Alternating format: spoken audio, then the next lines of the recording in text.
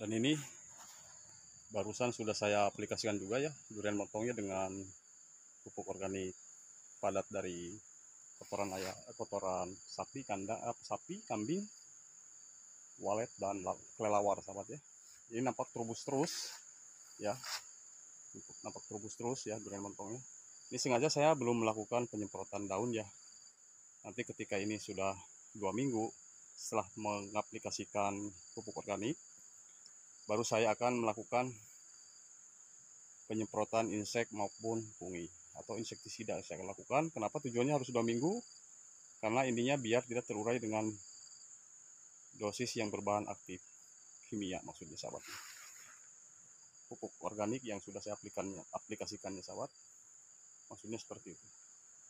Oke sahabat, simak terus videonya sampai dengan selesai dan jangan lupa tolong bantu like, comment, share, dan subscribe. Terima kasih. Assalamualaikum warahmatullahi wabarakatuh. Jumpa lagi di video saya, Rudian Putra. Dan di sini adalah tanaman durian ya. Durian saya durian montong varietas. Dan saya kebetulan di sini banyak tanam durian montong juga, matahari, duri hitam, dan busanting. Tapi kali ini saya mau memupuk ya durian montong dengan pupuk organik yang biasa sudah difermentasi jauh-jauh hari. Kotoran walet, kambing, sapi, dan kelelawar ya. Yang jauh-jauh hari sudah saya memang fermentasi. Dan ini langkah utama untuk mengaplikasikan atau menebar pupuk saya di sini. Langkah utama yang saya buat adalah di sini seperti paritannya. Paritannya membentuk diameter dari ujung dahan ke ujung dahan ya, melingkar. Tujuannya begitu ada air hujan tidak terbawa erosi air hujan konsentrat daripada pupuk yang sudah difermentasi saya di sini. Itu maksud tujuannya lain ya. Dan tujuan kedua tak lain juga adalah memecahkan pori-pori tanahnya, yaitu adalah menggemburkan. Tujuannya supaya populasi mikroorganisme yang baik di dalam tanah itu semakin banyak. Jadi itu ya, bukan populasi mikroorganisme yang negatif, tapi yang baik yang dibutuhkan oleh tanah. Dan tanah itu lebih berporos. Ketika tadinya tanah lempung, biar bisa lebih berporos karena melakukan penggemburan, dan struktur tata udara tanahnya juga akan semakin baik ketika tanah ini tadinya tandus, padat, dan lempung.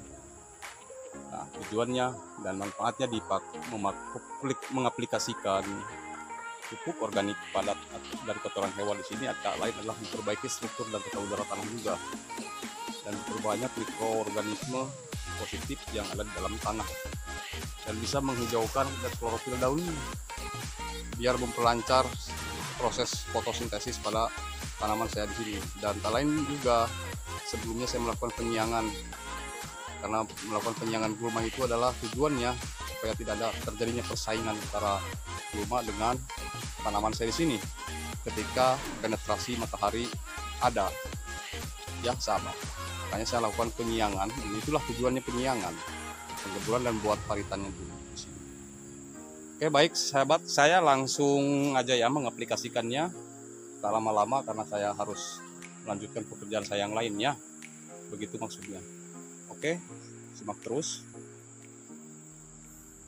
Baik, jadi saya sudah lakukan pengelaburan ya pupuk organik padatnya di sini, dan yang di sana juga seperti ini ya. Ini untuk varietas montong seperti yang di bawah ini berbentuknya tanahnya itu sebenarnya tanahnya itu saya bikin terasering semua, cuman kan di sini lebar, berbentuk terasering lebar, dari seperti ini lahannya.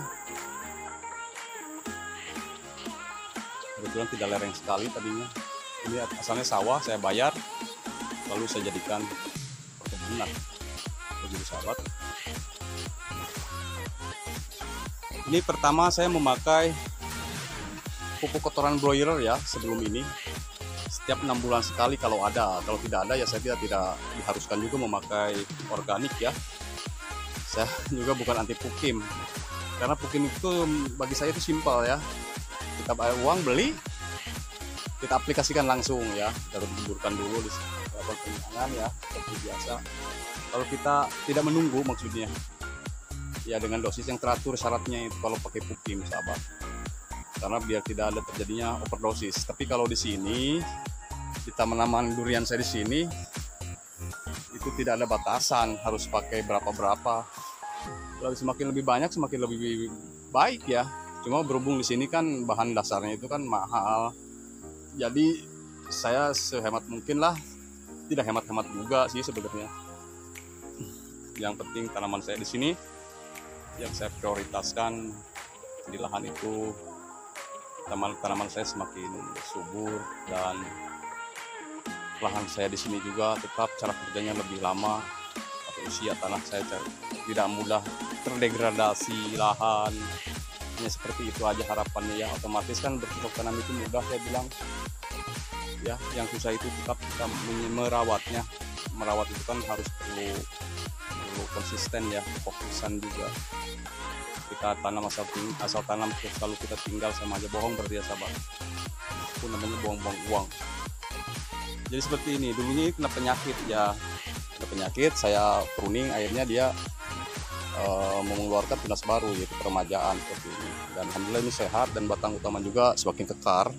Apalagi saya supply tidak terus-terusan juga sih dengan organik, apalagi saya kasih terus dengan organik gitu ya, ini akan memperbesar. Dia larinya ke batang itu besar kelebihan ini. Dan yang kedua, daunnya itu kan semakin hijau dan mengkilap. Ini belum melakukan ini lagi sahabat, belum melakukan pestisida nabati hayati ataupun insektisida dan fungisida. Saya ada juga ya pupuk hayati, nanti saya aplikasikan setelah ini. Dan oh iya, ketika sahabat mau melakukan pemupukan beralih pemupukan dengan NPK majemuk, dan supaya seperti saya lakukan seperti ini, diusahakan jeda waktu 2 bulan. Itu batas maksimal, dan batas minimalnya itu 2 minggu saja. Tapi kalau bisa sih 1 bulan ya batas minimalnya.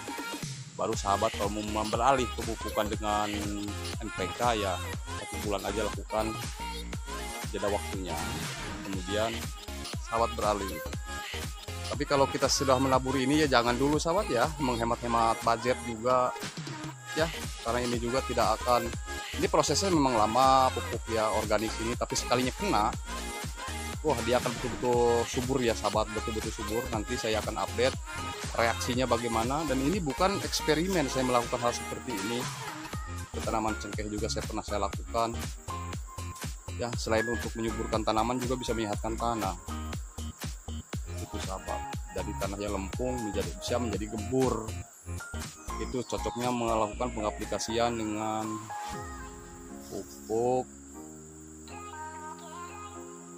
organik di sini seperti ini. Oke ya sahabat, mungkin hanya itu saja. Mudah-mudahan selalu bermanfaat setiap video yang saya upload. Tidak ada maksud untuk menyaingi siapa-siapa, apalagi menggurui. Tidak ada maksud, hanya sharing saja sesuai dengan pengalaman saya di lapangan dan sesuai jam kerja saya, jam terbang saya di lapangan, di perkebunan khususnya.